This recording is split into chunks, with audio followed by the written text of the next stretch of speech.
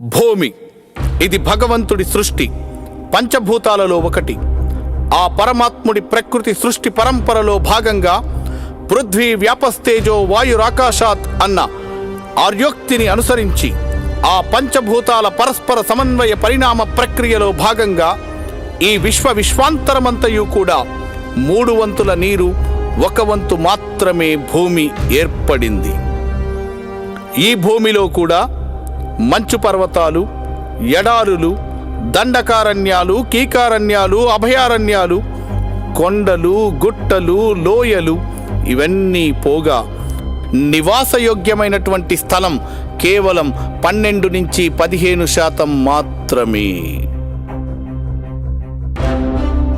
ఈ స్థలంలో కూడా పారిశ్రామిక కేంద్రాలు, పర్యాటక కేంద్రాలు, ఆధ్యాత్మిక కేంద్రాలు ఇవన్నీ పోగా సామాన్యమైనటువంటి జనజీవన స్రవంతికి నివాసయోగ్యమైన స్థలం కేవలం 10 నుంచి 12% మాత్రమే.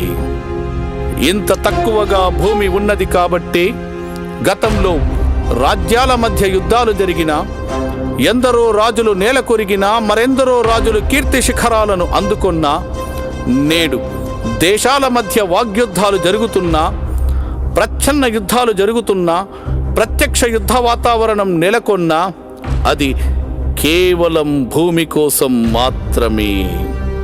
కారణం, భూమి యొక్క వైశాల్యం తరగదు, భూమి యొక్క పరిమాణం పెరగదు. కాబట్టి భూమి యొక్క విలువ పెరుగుతుంది.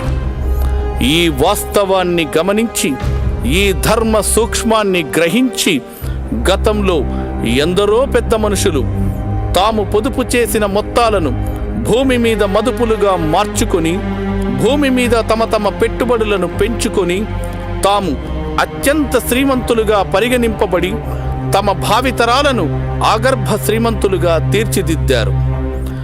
భూస్వాములు, జమీందారులు, పట్టాదారులు పేరు ఏదైనా తమ ఉనికి మాత్రం భూమి చుట్టే పరిభ్రమిస్తోంది. యుగాలు మారినా, శకాలు చెదరినా, తరాలు తొలగినా, తరాల మధ్య అంతరాలు తరిగిపోయినా వన్నె తరగని, చెక్కు చెదరనిది కేవలం భూమి ఒక్కటి.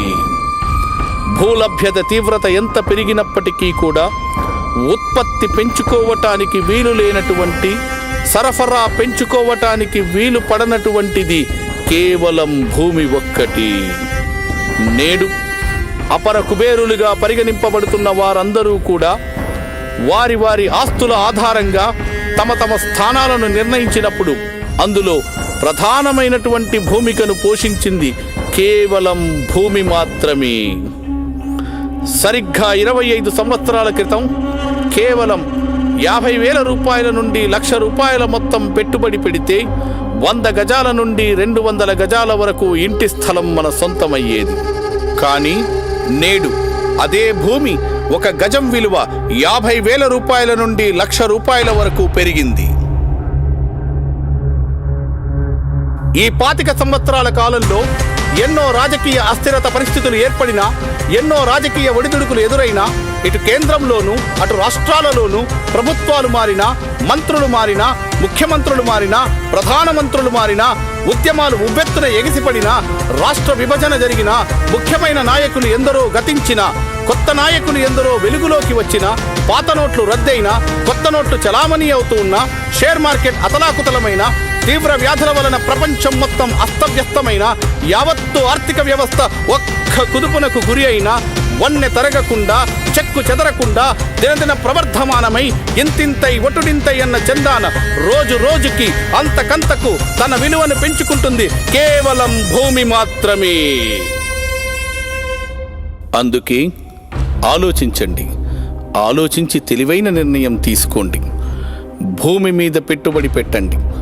భూమి మీద పెట్టిన పెట్టుబడితో మీ గౌరవాన్ని, ఆత్మగౌరవాన్ని, కుటుంబ గౌరవాన్ని పెంచుకోండి. భూమి మీద పెట్టుబడి పెట్టడానికి వేచి చూడకండి. భూమి మీద పెట్టుబడి పెట్టిన తరువాత వేచి చూడండి. Don't wait to invest, invest and wait. ఎందరో మహానుభావులు, అందరికీ వందనాలు.